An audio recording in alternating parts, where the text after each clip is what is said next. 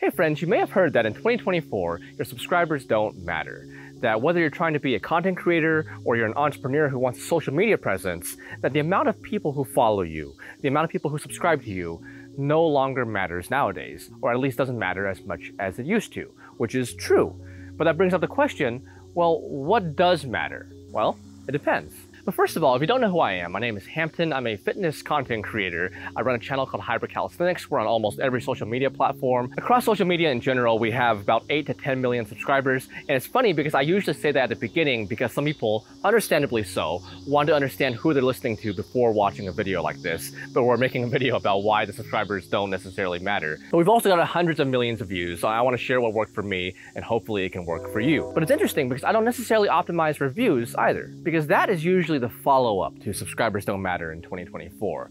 What does matter? Views. So the idea that you could have very low subscribers or very high subscribers, and it may not matter if you're getting a comparable amount of views. The amount of people who watch your content regularly, that becomes your follower count, so to speak. And it's very notable because unless you mess up quite a bit, your subscriber count usually doesn't go down too much. However, the amount of people who regularly watch your content, that can fluctuate quite a bit based on your quality, consistency, and more. And a lot of this started because TikTok had a dramatic effect on social media. It may have been TikTok, among other things. It was building up for a little while. But what TikTok did was it really was a popular social media platform that emphasized the interest graph. So you were shown videos. You could follow people, but you were largely shown content and videos based on what you actually liked, not necessarily who you followed. That was a factor, but not the largest factors. That's why watch time, categorization, and viewer retention, like how long you're watching a video, how many times you watch it, how much you share it to others,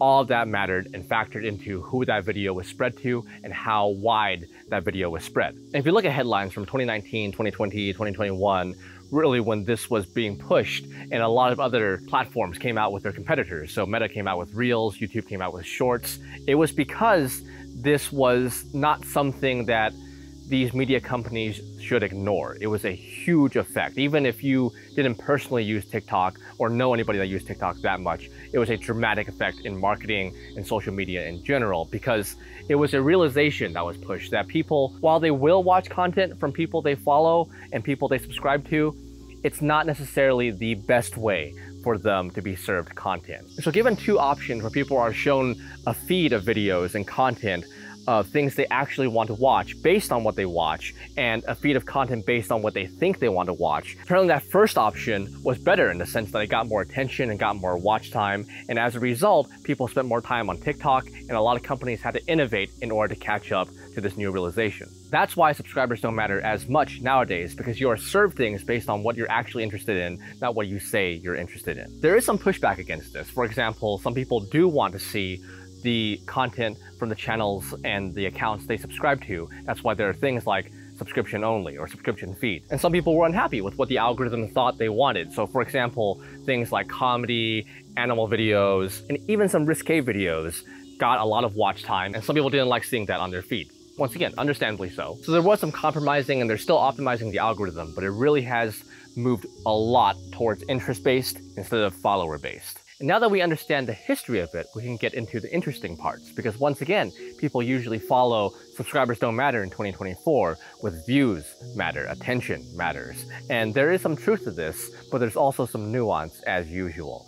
Because if you're watching this and you are a content creator, entrepreneur, or business manager, you're in marketing somehow, or you just want to optimize your social media in some way and create better content, then you might be thinking, well, views do matter, but I would imagine, I would bet almost, that your behavior of how you actually approach social media doesn't quite reflect that. Mine doesn't reflect that. And that isn't intended to call anybody out, but to point out a different factor that might be very important to us. Because if you think about maximizing views, then your genre matters.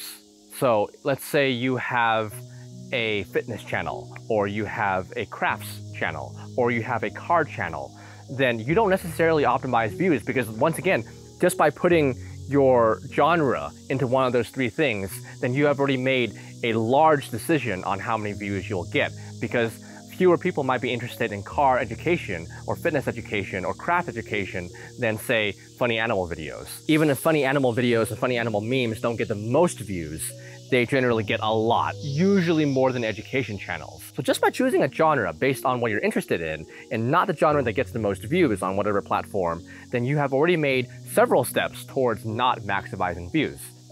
I hope that makes sense. And your follow-up to that might be, Hampton, that makes sense, but I want to maximize views within my genre. I want to maximize views within fitness, cars, and crafts. But once again, depending on who you are, that may or may not be true. So you think about something like YouTube, which is the platform that I'm going to post this video first on. Even within the genre of fitness on YouTube, there are different types of videos that do well.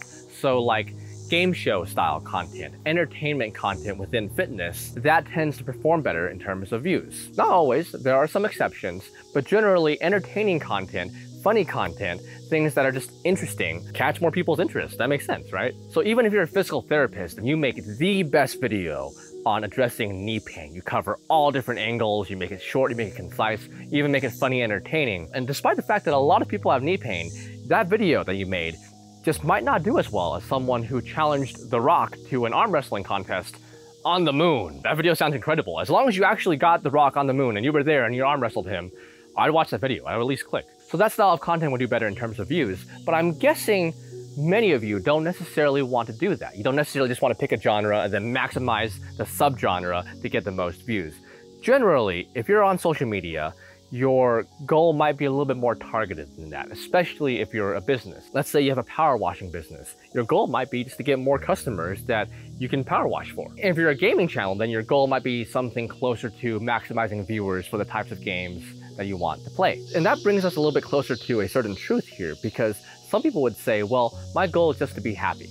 Like, I want to make content, whether commentary, whether comedy, whether educational, and as long as it helps people and it makes them happy and I'm happy, then that's great. And I agree with that.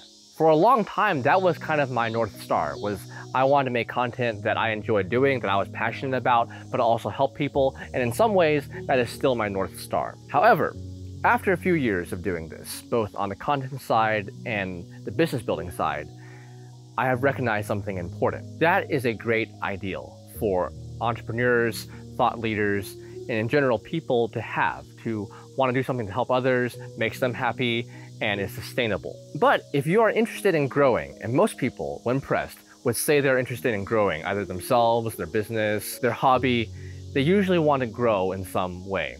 If you're interested in growing, I recommend you supplement that passion and that desire of yours with something you can measure. So you want a metric you can track, KPI. And my answer to the question of subscribers don't matter in 2024, what does matter?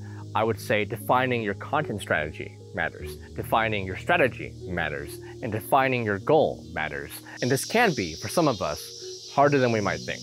Because if we don't track a metric, then we run the risk of spinning our wheels while we tell ourselves that we are only doing this to be happy. But then later on, we feel unhappy for some reason because we haven't recognized a truth within ourselves, which is that we want to do this to be happy, but we also subconsciously care about a metric and we haven't been tracking it and it hasn't been improving. Now, some people can continue to be happy and continue to grow without issue, but if you feel that little doubt in your mind where you're like, I like doing this, but ... then you might want to define your metric. The simplest metric in terms of this video could be views. So if your average views per month are going up, then you're doing something right. And if that is your North Star, if your goal is to find a specific genre of video and then maximize your views within that genre and beat out the competitors, and your views are growing, then you are winning. You're winning at the rules of the game that you set for yourself. Congratulations. But let's say you are an author and you are making YouTube videos, you're making a podcast in order to promote your books, then it's not just views that you care about. Right, I probably should have mentioned this earlier in the video. But from this example, you can see that while there might be a correlation between how many views you get and how many books you sell, it's not always the case. And if you have a channel where you make content and you have a product to sell, you'll probably be familiar with this link because some content you make will do very well It'll do 10 times your average, it'll do 5 times your average, 20 times your average, and it will sell some books. But then some content will do very well, but it won't sell any books. And some content won't do as many views, maybe even lower than average, but it'll sell a lot of your books. It'll sell a lot of the product that you want to sell. So from here, using that example, if you are an author and you care about both views and book sales, then a question you might want to ask yourself is, which do you care more about? Which is the most important thing? And I know some people say they just want to help people, and both book sales and content can help people, but let's say we had to choose one. You'll recognize that your content strategy, as in what you decide to post, what you decide to make, will be different for if you want to optimize for book sales than if you want to optimize for most views. The video ideas that will get the most views are not necessarily the ones that will sell the most books. There might be some similarities. There might be some that do both. And if your goal is both, then you want to choose those. You want to choose the overlap there, but they are not exactly the same. And if you're new to this idea, whatever you decide to track, you want to see if it improves. Anytime you have an idea, anytime you have a new stage to your plan, you want to see if it improves a few of your key metrics. And if it doesn't improve your key metrics, then within that context, it may not have been successful. So I would consider this a balancing act between doing what makes us happy and being realistic with what we want.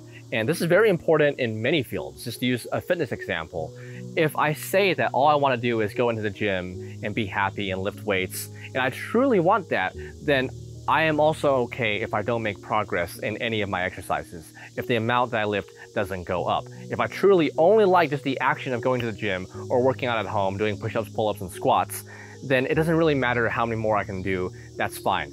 But if I secretly, or not so secretly, want to improve my numbers, and I actually like the progress, which is perfectly normal, common even, then I also want to take steps to recognize that if I am not improving, then I could change something about my current process. And that's why this is important in the current year and beyond. Decide what you actually want, consider tracking it, and then try to improve it over time. Because it is good to just want to be happy, to just want to help people, to just want to create things that other people enjoy.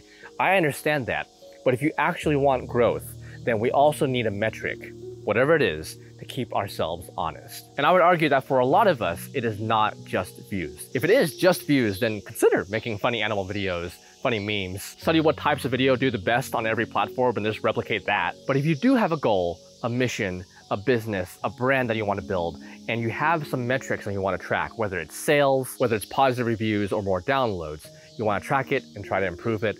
That's what matters in this year and beyond. I'm going to try to post on this channel more often now. Content creation and entrepreneurship are big passions of mine because I think when channeled correctly, they can help a lot of people. I spend a lot of time on it, and if something helps me, then I'll share it with you and hopefully it can help you. Have a beautiful day.